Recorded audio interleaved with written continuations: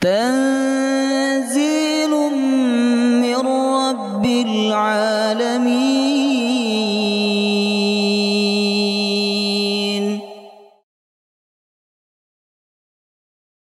يا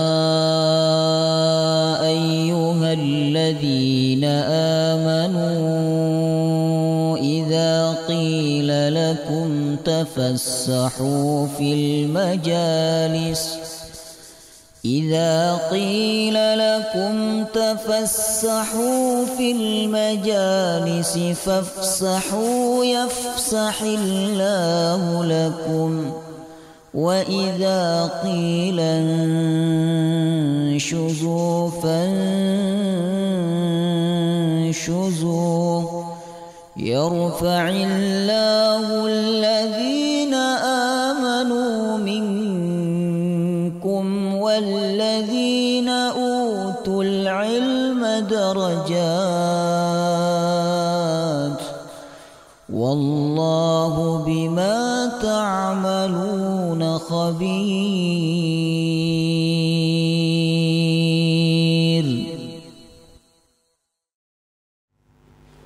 بسم الله الرحمن الرحيم. السلام عليكم ورحمة الله وبركاته.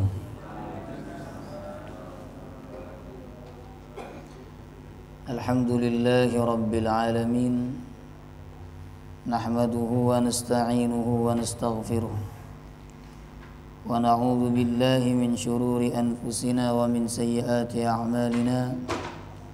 من يهده الله فلا مضل له، ومن يضلل فلا هادي له. أشهد أن لا إله إلا الله وحده لا شريك له، وأشهد أن محمدا عبده ورسوله لا نبي ولا رسول بعده. اللهم صل وسلم على سيدنا ونبينا محمد وعلى آله وصحبه أجمعين. سبحانك لا علم لنا إلا ما علمتنا إنك أنت العليم الحكيم. اللهم إنا نسألك علما نافعا ورزقا طيبا وعملا متقبلا، آمين ya rabbal alamin. Alhamdulillah, dengan izin Allah kita dapat berkumpul kembali di dalam tempat yang mulia dan di dalam majelis yang mulia untuk mengkaji dan mengambil pelajaran dari kitab yang paling mulia, kitab yang penuh dengan keberkahan, kitab yang kita harapkan syafaatnya kelak pada hari kiamat, yaitu kitab suci Al-Quranul Karim. Semoga kita semua mendapatkan keberkahan dan syafaat Al-Quran, dan semoga Allah menjadikan kita serta anak keturunan kita ahlul Quran, amin ya rabbal alamin. Sekarang kita masuk ayat 240. Kita kaji sampai ayat 242. A'udzu billahi minasy syaithanir rajim.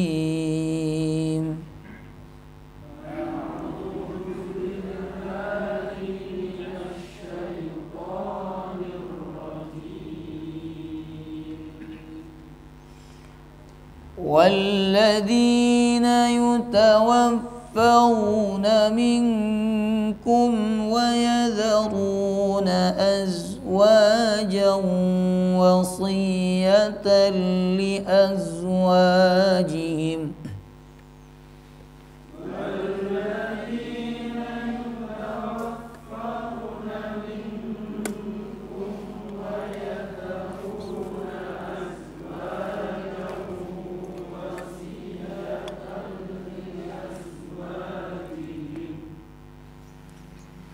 وصية لأزواجهم متاعا إلى الحول غير إخراج.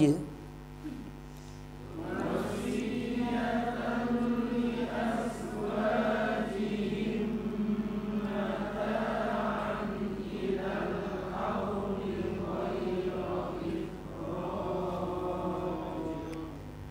Wasinya enggak panjang ya, tapi ditekan dan pendek. Wasiyatal, bukan wasiyatal, keliru. Wasiyatan li azwajihim mata'an ilal hauli ghaira ikhraj. فإن خرجن فلا جناح عليكم فيما فعلن في أنفسهن من معروف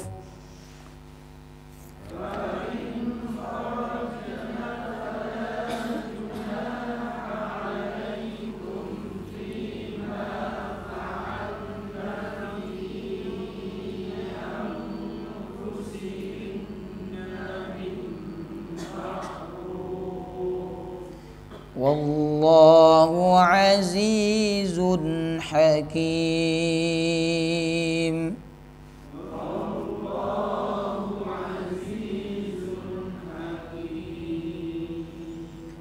Walil mutallaqati mata'un bil ma'ruf.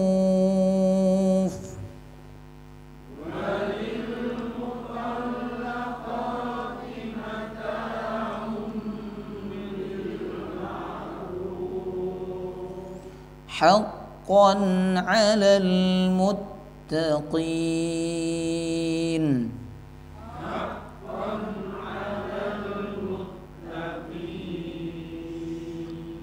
Qafnya agak dalam ya, supaya nggak sama dengan kaf. Kalau kaf bacanya muttaqin ya, beda. Yang ini muttaqin, ada bunyi benturan di pangkal lidah. Haqqan 'alal muttaqin.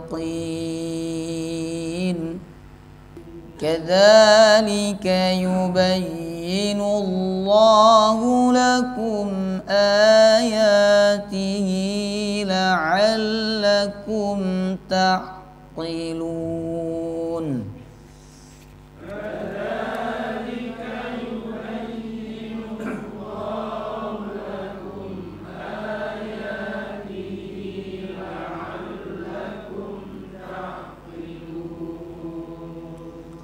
Baik, ayat ini kembali berbicara tentang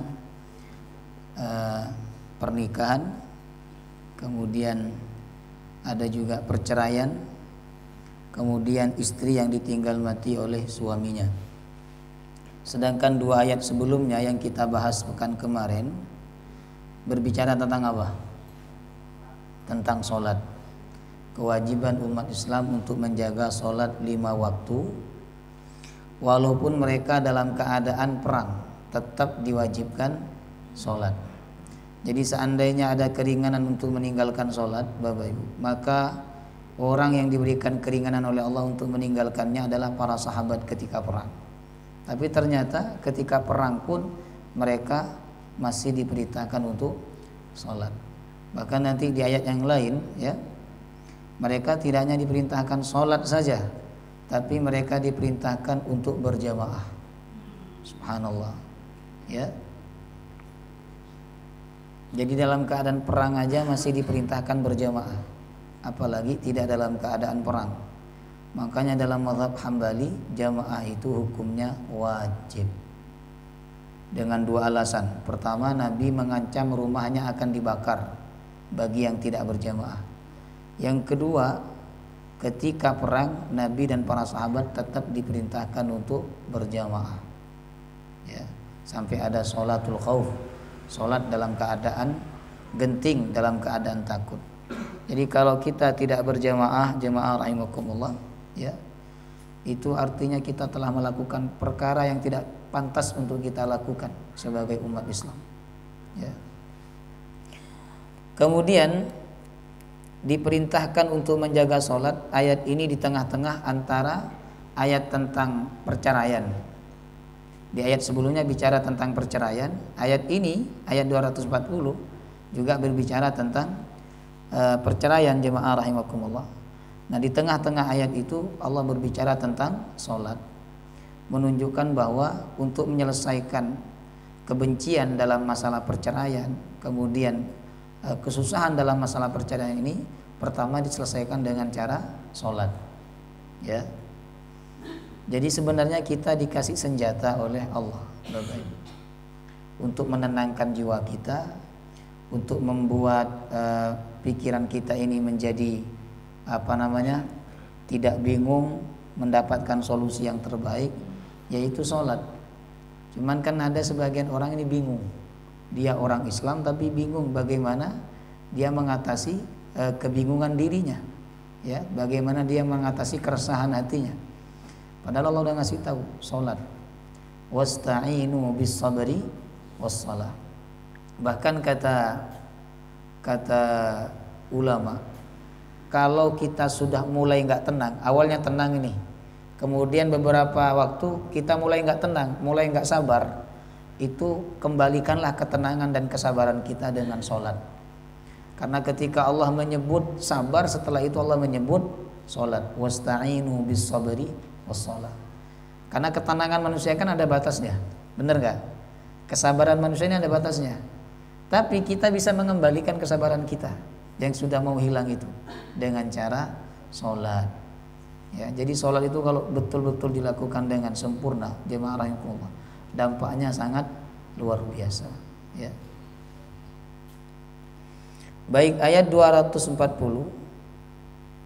ini berbicara tentang seorang istri yang ditinggal wafat oleh suaminya, maka dia harus diam di rumah suaminya sampai 1 tahun, tidak boleh keluar dari rumah suaminya.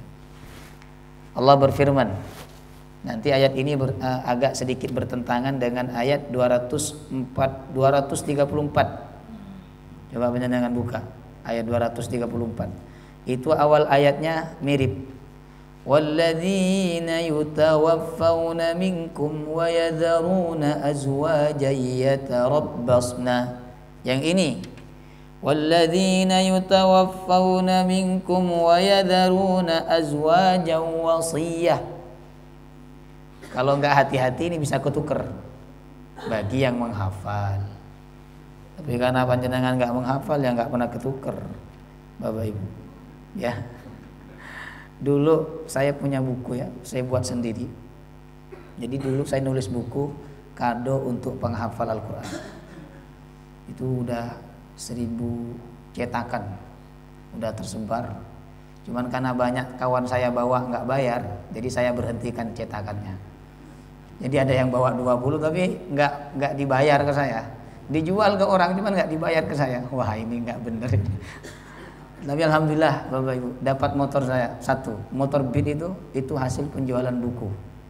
Ya, jadi adalah kelihatan walaupun ada yang nggak bayar. Akhirnya saya tidak cetak lagi, filenya masih ada.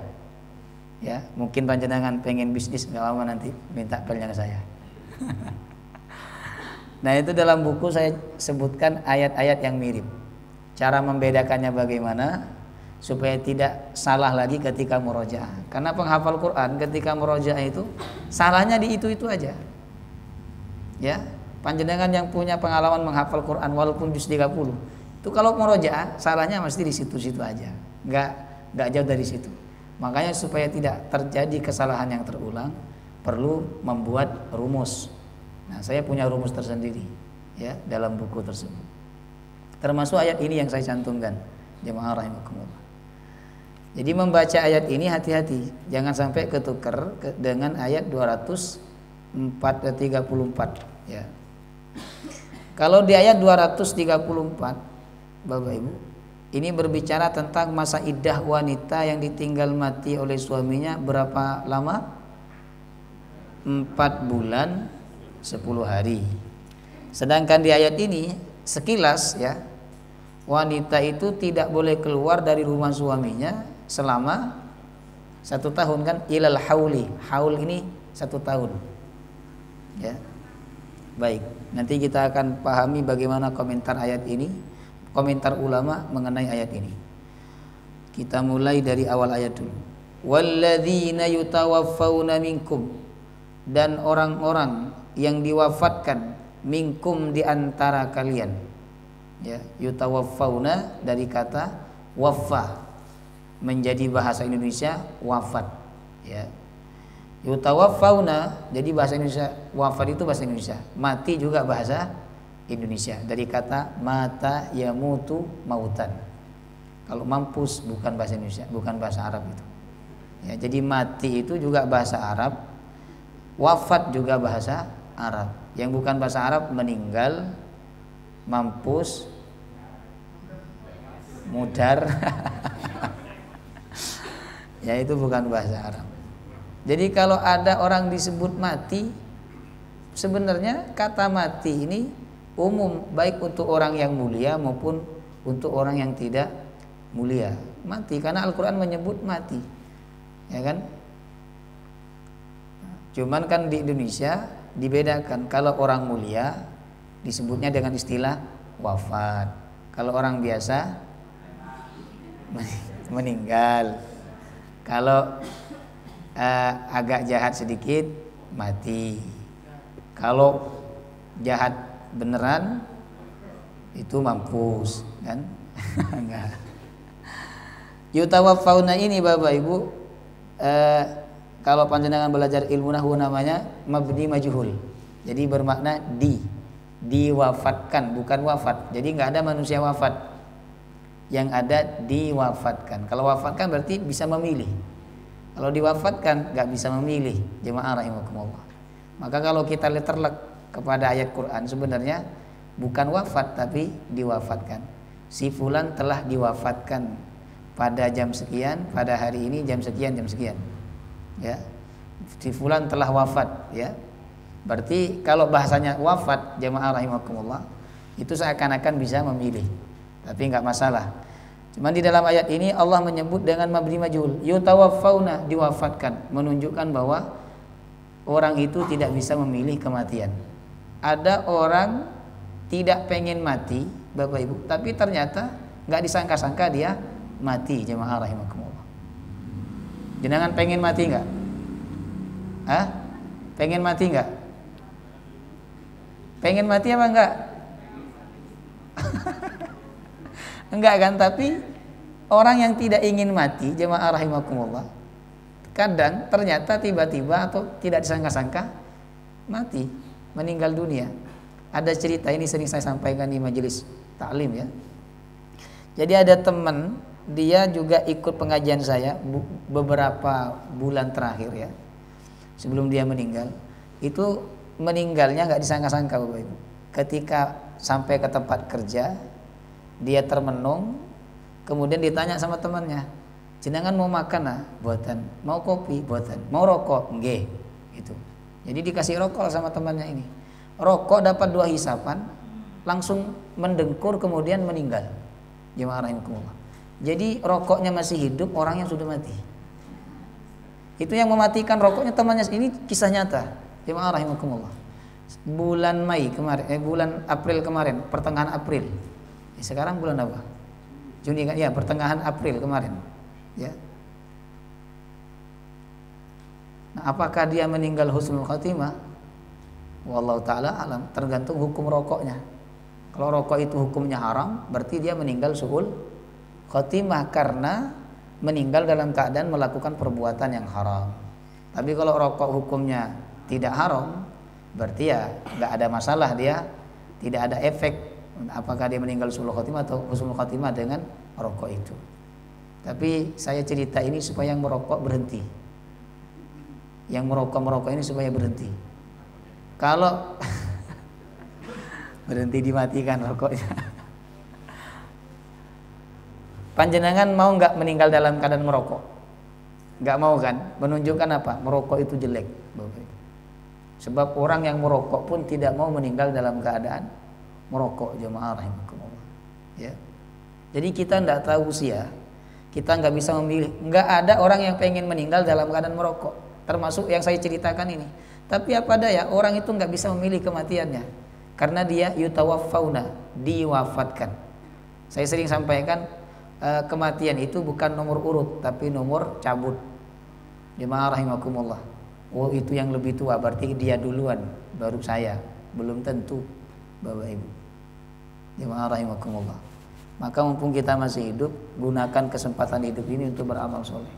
Sengaja Allah datangkan waktu yang mulia seperti hari Arafah kan, insya Allah hari Arafahnya ini beda dengan Saudi.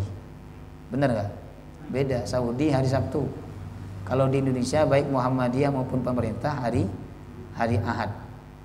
Nah ini monggo jenengan sesuai keyakinan panjenengan, tapi namanya puasa itu ikut ketetapan di negara masing-masing. Kalau panjenengan ikut Ormas Muhammadiyah berarti ikutlah keputusan Ormas Muhammadiyah. Kalau ikut pemerintah, ikut pemerintah. Jangan ikut yang di sana, Bapak Ibu. Yang di sana itu kan sudah beda wilayah. Bulannya lebih dulu muncul dibandingkan kita, jemaah rahimakumullah. Ya. Nah, jadi Allah datangkan hari Arafah itu, hari yang sangat mulia dalam satu tahun, supaya kita bisa mengisi sisa hidup dalam usia kita ini dengan ibadah kepada Allah Subhanahu wa taala. Jangan disia-siakan. Udahlah usia kita ini enggak panjang, Bapak Ibu. 60 sampai 70. Allah datangkan hari-hari yang mulia itu supaya kita banyak beribadah, mengejar ketertinggalan kita, jemaah rahimakumullah. Ya. Jangan disia-siakan hari Arafah. Hari Sabtu atau hari Ahad banyak beribadah kepada Allah, banyak bertaubat, banyak berenung, kalau bisa tasyabbuh bi ahlil Arafah. Ya, tasyabbuh itu maknanya menyerupakan diri dengan orang yang wukuf di Arafah. Walaupun kita nggak pakai baju ihram, tapi paling tidak mungkin kalau panjenengan mau buat acara ini wukuf, jadi kumpul di tanah lapang, kemudian meniru orang-orang yang wukuf di Arafah, duduk, berpikir, merenung tentang kehinaan dirinya dan kebesaran Allah. Makanya di hari Arafah itu kan kita disunnahkan baca zikir apa? Apa zikirnya hari Arafah? Hah? Nah ini menunjukkan bahwa panjenengan menganggap hari Arafah itu sama seperti hari yang lain. Apa zikirnya? La ilaha illallah wahdahu la syarikalah lahul mulku wa lahul hamdu wa huwa ala kulli syai'in qadir. Dibaca minimal 100 kali. Yang membaca 100 kali kata Nabi dalam sehari dia sama seperti orang yang memerdekakan 10 budak. Baca, itu kan zikir yang biasa kita baca setelah sholat, Bapak Ibu. Jadi mumpung Allah masih memberikan kesempatan, jangan disia-siakan. Karena kematian itu kita nggak bisa milih. Ada orang yang pengen mati tapi ternyata belum mati-mati. Ustadz, saya ini sudah usia 75. Saya sekarang banyak masalah Ustadz, saya pengen mati. Tapi kenapa kok belum mati Ustadz? Menunjukkan apa? Kematian itu nggak bisa memilih. Makanya di sini Allah sebut dengan istilah mabni majhul, yutawaffawna minkum, diwafatkan di antara kalian, ya. Dan orang-orang yang diwafatkan di antara kalian wa yadharuna azwajan, dan ketika mereka wafat mereka meninggalkan istri. Wasiyatan, hendaklah mereka berwasiat li azwajihim, kepada pasangan-pasangan mereka, mataan, serta memberikan mata, mut'ah, ya, berupa uang atau pakaian, ilal hauli, dalam waktu 1 tahun, ghaira ikhraj, tanpa keluar dari rumah. Jadi istrinya tidak keluar dari rumah selama 1 tahun. Ayat ini kalau kita bandingkan dengan ayat 234 Bapak Ibu, sebenarnya ayat ini secara sekilas bertentangan enggak? Bertentangan kan? Di ayat 234 masa iddah wanita itu 4 bulan 10 hari. Sedangkan di ayat ini sekilas masa iddah wanita itu selama 1 tahun. Bagaimana ulama menyikapi ayat ini? Jemaah rahimakumullah. Ternyata komentar ulama mengenai ayat ini ada 2 pendapat. Pendapat jumhur ulama atau mayoritas ulama, ya, ayat ini hukumnya telah dimansuh, telah dihapus oleh ayat 234. Jadi dulu pernah ada masa iddah wanita yang ditinggal mati oleh suaminya itu 1 tahun. Tapi kemudian dihapus oleh ayat berapa? 234. Sehingga masa iddah wanita yang ditinggal mati oleh suaminya 4 bulan 10 hari. Berarti berkurang berapa bulan itu Bapak Ibu? Hampir 6 bulan kan berkurangnya jemaah rahimakumullah. Ya. 5 bulan sekian ya. Berapa? Hampir 8 ya. Hampir 8 bulan Bapak Ibu ya. Nah, ada yang bertanya, kok ayat yang menghapus disebutkan terlebih dahulu dibandingkan ayat yang dihapus? Kan biasanya yang menghapus itu datang belakangan apa datang duluan? Belakangan. Tapi di ayat ini ternyata ayat yang menghapus di ayat 234, sedangkan ayat yang dihapus 240. Jadi jaraknya agak jauh ini. Jemaah rahimakumullah. Nah, ini saya nggak tahu Bapak Ibu. Karena penyusunan ayat Al-Qur'an itu bersifat tauqifi. Jadi sudah memang ketetapan Allah dan Rasulnya. Ketika di zaman Utsman bin Affan, beliau menyuruh beberapa orang untuk menulis ulang ayat Al-Qur'an. Ada seorang sahabat namanya Abdullah bin Zubair. Ketika menulis ayat ini, yaitu ayat 240, beliau berkata kepada sahabat Utsman, "Wahai Amirul Mukminin, ayat ini hukumnya telah dihapus. Apa masih perlu ditulis? Kan sudah tidak berlaku hukumnya." Kata sahabat Utsman, "Tulislah dia sebagaimana sebelumnya dia ditulis." Di zaman Nabi ditulis ayat ini walaupun hukumnya sudah dihapus dan ayatnya ditempatkan 240. Jemaah rahimakumullah, menunjukkan penulisan Al-Qur'an itu tauqifi. Memang petunjuk Allah kepada Nabi Muhammad dan kita tidak bisa kemudian mengatur-ngatur dan memindah-mindah posisinya. Bapak Ibu jemaah rahimakumullah ya. Baik, ini pendapat yang pertama. Jadi hukum di ayat ini dimansuh, dihapus oleh ayat 234. Pendapat yang kedua, tapi ini bukan pendapat mayoritas, hanya sebagian kecil pendapat ahli tafsir, mengatakan bahwa ayat ini tidak bertentangan dengan ayat 234. Ayat 234 itu bicara masalah iddah, sedangkan di ayat ini bicara masalah wasiat. Ya, beda kata pendapat yang kedua. Jadi kata pendapat yang kedua, ayat ini yutawaffauna itu bukan diartikan diwafatkan, tetapi akan diwafatkan. Berarti menjelang meninggal, seorang suami itu sempat berwasiat kepada istrinya bahwa dia harus diam di rumahnya selama 1 tahun dan dia harus mendapatkan mata itu semacam kesenangan dari suaminya selama 1 tahun. Nah begitu. Nah sehingga ayat ini tidak bercanggah atau tidak bertentangan dengan ayat 234. Jadi ketika wanita tetap masa iddahnya 4 bulan 10 hari. Lah nanti kata pendapat yang kedua, setelah 4 bulan 10 hari itu sudah lewat, maka dia boleh memilih antara tinggal di rumah suaminya tetap di situ atau dia keluar menikah dengan laki-laki lain. Cuman dia sunnah hukumnya tetap tinggal di rumah suaminya selama 1 tahun sesuai wasiat daripada suaminya. Jemaah rahimakumullah. Paham ya? Saya lebih setuju kepada pendapat yang pertama, bahwa ayat ini dimansuh hukumnya oleh ayat yang ke 234. Baik.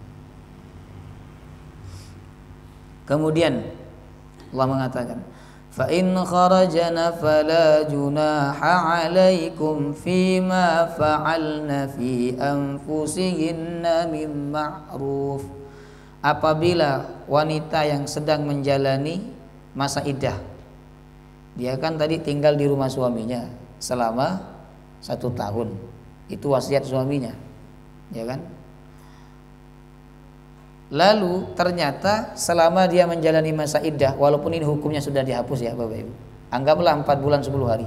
Ternyata setelah dia menjalani masa iddah, di masa-masa dia menjalani iddah, dia keluar rumah. Ya, setelah iddahnya selesai dia keluar, fala junaha alaikum, maka tidak ada dosa atas kalian. Kalian di sini para walinya. Jadi wanita itu kalau sudah selesai menjalani masa iddah, walaupun dia harus tinggal di rumah suaminya selama 1 tahun kan, tapi kan masa iddahnya 4 bulan 10 hari.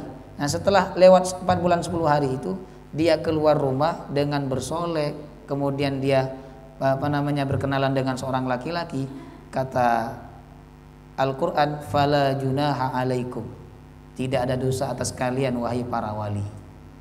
Ayat ini menunjukkan bahwa bila ada seorang wali membiarkan anak perempuannya yang sedang menjalani masa iddah keluar tidak dilarang, maka yang berdosa bukan hanya anak perempuannya itu, tapi walinya juga berdosa. Paham ya? Nah, harus dilarang oleh walinya. Apalagi wanita yang belum menikah atau belum pernah menikah keluar rumah tanpa pakai jilbab, goncengan dengan laki-laki yang bukan mahramnya, dibiarin sama orang tuanya, ini orang tuanya ikut dosa. Ya, ikut dosa orang tuanya. Ya, karena dia membiarkan, tidak melarang anaknya. Ya. Awalnya dilarang, Ustaz, kalau udah awalnya dilarang kemudian dia tetap melawan dan akhirnya pergi, itu sudah di luar tanggung jawab orang tuanya. Tapi kalau awalnya dilarang kemudian anaknya bilang, nanti pulang saya belikan mie ayam Pak, jadi kemudian orang tuanya mau, ini tetap orang tuanya berserikat di dalam dosa, Bapak Ibu. Kemudian fima fa'alna fi anfusihinna mim ma'ruf, di dalam apa yang mereka lakukan untuk diri mereka, mim ma'ruf, dari perkara yang ma'ruf. Yang ma'ruf itu adalah ketika wanita sudah selesai menjalani masa iddah, berarti kan dia sudah boleh keluar, sudah boleh menerima pinangan dari seorang laki-laki. Itu namanya mim ma'ruf, Bapak Ibu. Jadi tidak ada dosa bagi wali jika membiarkan anak perempuannya keluar setelah selesai menjalani masa iddah. Wallahu azizun, dan Allah maha perkasa, hakimun, maha bijaksana. Aziz, maha perkasa, artinya kalau wanita itu sedang menjalani masa iddah tetapi kemudian dia keluar di dalam masa iddahnya, hati-hati kata Allah, aku ini maha perkasa, bisa saja kamu yang keluar itu tadi diazab olehku kata Allah. Makanya Allah menyebut nama Aziz, wallahu azizun, ya. Ketika wanita itu menjalani masa iddah kan ada 4 larangan. Masih ingat tidak panjenengan? Ini pernah saya jelaskan. Apa saja larangannya? Pertama, tidak boleh keluar rumah. Yang kedua, tidak boleh bersolek. Jadi nggak boleh mempercantik diri. Yang ketiga, tidak boleh menerima pinangan atau lamaran. Kalau menerima hadiah nggak apa-apa. Yang keempat, tidak boleh menikah, jemaah rahimahullah. Itu 4 saja larangan bagi wanita yang sedang menjalani masa iddah. Kecuali dia harus bekerja, suaminya udah meninggal, anaknya masih kecil-kecil, tidak ada yang menafkahi. Harusnya kan yang menafkahi saudara suaminya atau orang tua dari suaminya. Cuman karena nggak mampu, akhirnya terpaksa dia harus keluar bekerja. Ini nggak apa-apa, karena masuk dalam kategori darurat, asalkan bekerja saja. Dan kata ulama, diusahakan malam sudah di rumah, ya, tidak mampir-mampir. Tapi selama bisa diwakilkan kepada orang lain, wajib untuk diwakilkan, Bapak Ibu. Jadi berat wanita itu menjalani masa iddah, jemaah rahimakumullah. Apalagi masa iddah karena ditinggal mati oleh suaminya 4 bulan 10 hari. Itu bukan waktu yang sebentar. Kita ini kan gak terasa waktunya karena sering keluar rumah, bener gak? Ke tempat kerja, ketemu teman, ketawa ketiwi. Habis itu gak terasa, loh hari Kamis lagi, ngaji tafsir lagi. Kan begitu. Tapi kalau kita diam tok di rumah, main HP, kemudian lihat TV dan sebagainya, itu waktu terasa lama karena memang tidak beraktivitas, jemaah rahimakumullah. Ya, aktivitasnya itu aja, menjenuhkan. Sehingga wanita yang mau berdiam diri dalam rumah selama masa iddahnya, ini wanita yang bertakwa kepada Allah Subhanahu wa taala. Kemudian yang kedua, Allah menyebut dirinya dengan nama Hakim. Hakimun, hakim ini ada dua maksud kata ulama. Yang pertama, hakim dari kata hukum, menunjukkan bahwa Allah yang berkuasa menetapkan hukum.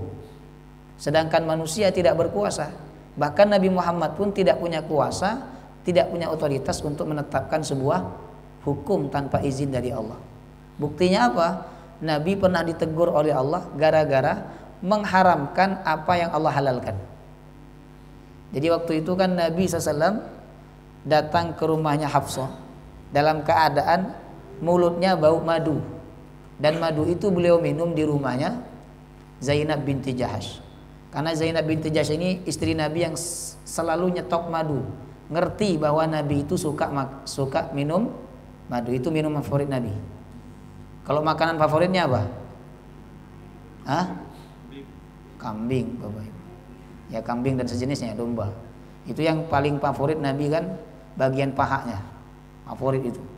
Makanya kalau ada orang banyak makan kambing ya, daging kambing yang banyak dimakan, itu mungkin ikut sunnah Nabi. Atau karena dia kelaparan. Makanya Nabi kan sering kurban kambing dibandingkan kurban onta. Bukan berarti kurban kambing itu lebih mulia, enggak, jemaah rahimakumullah. Tetap lebih mulia yang paling besar, onta, sapi, baru kambing. Ya. Dalilnya apa? Ketika datang sholat Jumat, jam pertama kata Nabi ibarat kurban apa? Hah? Onta. Kalau jam kedua sapi, jam ketiga kambing, jam keempat ayam, jam kelima telur kan? Kalau jam keenam dapat bulunya. Nggak dapat itu. Jadi saya kira zaman sekarang ini orang sibuk bekerja Bapak Ibu, ya itu banyak yang dapat telur karena adzan baru berangkat. Kadang khotib sudah naik mimbar baru masuk masjid, ya ini kata Nabi Jumatnya sia-sia. Dia kewajibannya gugur tapi nggak dapat pahala. Orang yang baru datang ketika khotib sudah membacakan khutbahnya, hati-hati. Apalagi yang tidur. Jemaah rahimakumullah, ya. Berarti kurban itu lebih mulia yang besar.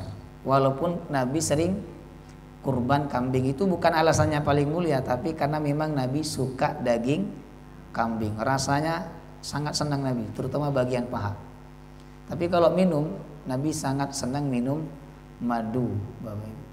Suatu ketika Nabi datang ke rumahnya Zainab untuk minum madu, setelah itu baru ke rumahnya Hafsah. Kata Hafsah, ya Rasulullah, aku gak senang dengan bau mulutnya panjenengan.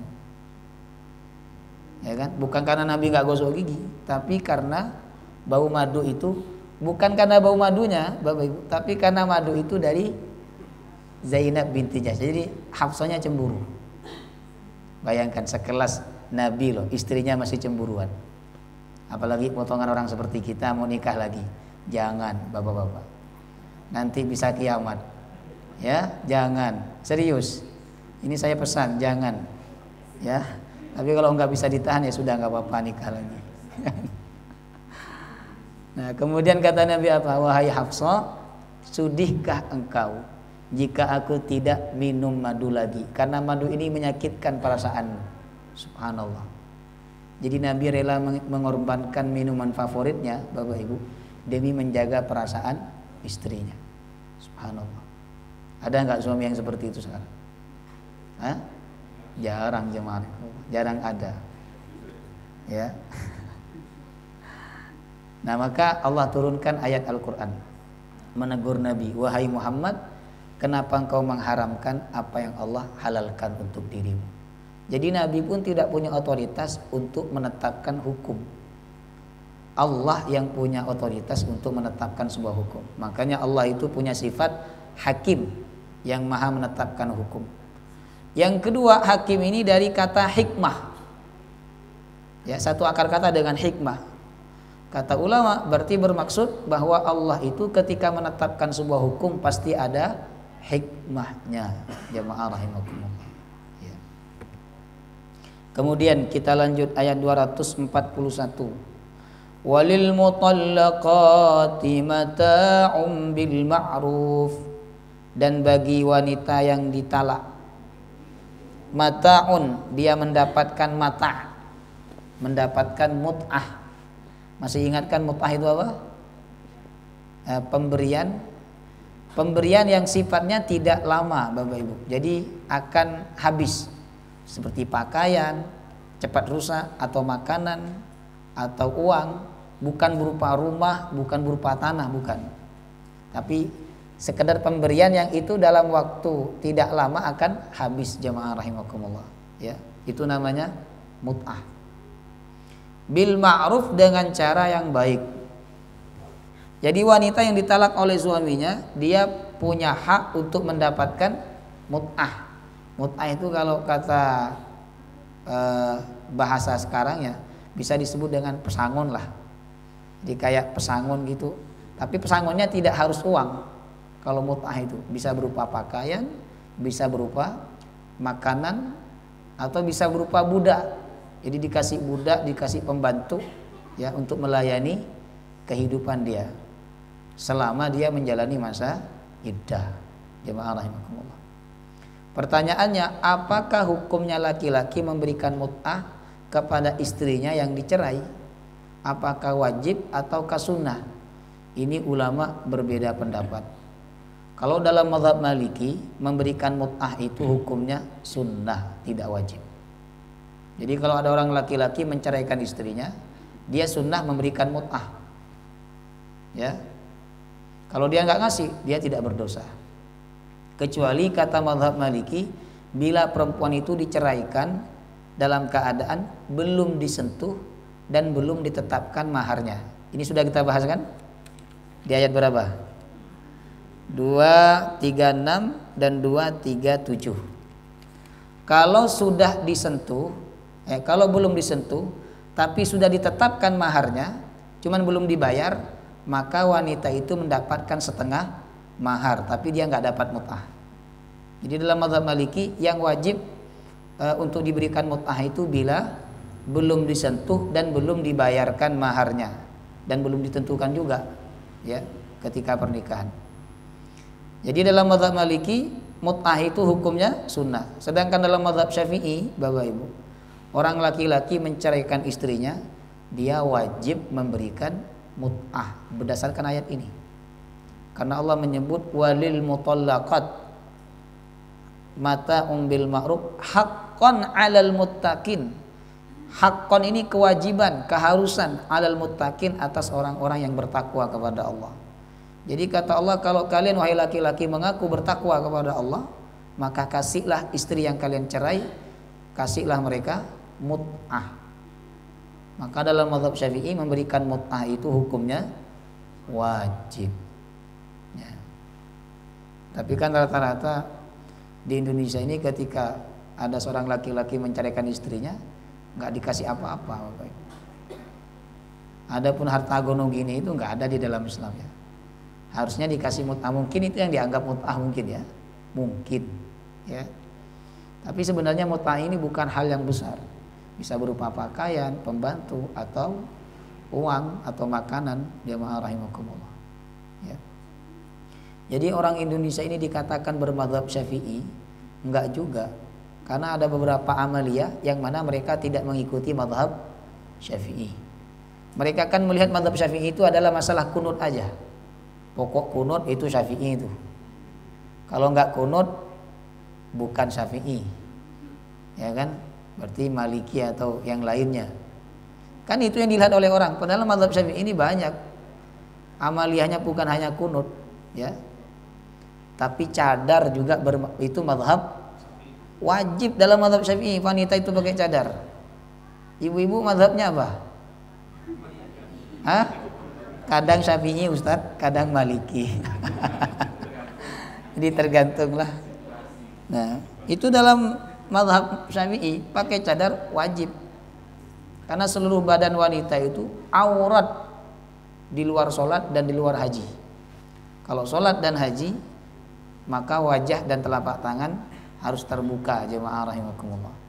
Paham ya? Nah, adzan juga Bapak Ibu. Adzan itu dalam mazhab Syafi'i, asyhadu alla ilaha illallah itu diulang 4 kali.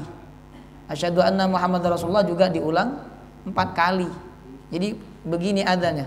Asyhadu alla ilaha illallah, asyhadu alla ilaha illallah, asyhadu anna Muhammadar Rasulullah, asyhadu anna Muhammadar Rasulullah. Nanti yang kedua lebih kencang suaranya. Asyhadu alla ilaha illallah dan seterusnya. Itu mazhab Syafi'i. Nah, kita ini ngakunya mazhab Syafi'i tapi adzannya bukan mazhab Syafi'i. Ya. Jadi berbeda, mazhab Syafi'i hukumnya wajib memberikan mut'ah. Haqqan 'alal muttaqin, mut'ah itu keharusan 'alal muttaqin atas orang-orang yang bertakwa kepada Allah. Artinya kalau orang itu memberikan mut'ah kepada istrinya yang dicerai, ya, itu dia tanda bahwa laki-laki yang bertakwa kepada Allah. Ada seorang sahabat namanya Hasan bin Ali. Sahabat Ali bin Abi Thalib punya anak namanya Hasan, Al Hasan. Kan punya anak Hasan Husain kan? Nah, itu sahabat Hasan, jemaah rahimahullah, ini terkenal kewaya dan tuampan. Jadi dari wajah sampai pusarnya itu orang memandang dia sama seperti Rasulullah. Cuman sikap nggak sama. Wajah boleh agak mirip tapi sikap tidak sama, jemaah rahimahullah. Hasan ini terkenal kaya dan suka perempuan. Tapi suka perempuan bukan nakal. Dinikahi, kemudian tak lama kemudian kalau ada konflik sedikit diceraikan. Itu kada cerita sebagian ulama, sebagian syekh, ya. Ada seorang syekh di Mekah menceritakan ini. Dan ketika istrinya diceraikan, Bapak Ibu, senang, bukan malah sedih, malah senang. Kenapa? Karena mut'ahnya banyak. Jadi sekali diceraikan itu langsung dikasih mut'ah yang banyak. Ya senang perempuan itu. Ya kan? Paham? Jadi yang tetap dengan dia senang, yang diceraikan oleh dia juga senang karena mut'ahnya banyak. Coba bayangkan wanita sekarang, wanita itu kalau dicerai oleh suaminya dapat mut'ah banyak, itu nggak bingung diceraikan. Mungkin dia pengen diceraikan, Bapak Ibu. Kapan suami saya dicerai? Saya diceraikan misalnya. Karena dapat mut'ah banyak. Artinya apa? Sahabat Hasan ini betul-betul menjalankan perintah Allah dan menunjukkan bahwa beliau orang yang bertakwa kepada Allah. Ya. Walaupun beliau itu suka kepada perempuan, ya, tapi sukanya benar. Dinikahi, kalau ada konflik beliau nggak suka diceraikan. Dia marah. Sampai disebutkan dalam satu riwayat 60 kali menikah. Bapak. Kan laki-laki ini pembawaan hawa nafsunya beda-beda, ya kan? Ada yang nafsunya lemah, lihat wanita itu nggak bernafsu, tapi lihat laki-laki bernafsu, ya kan?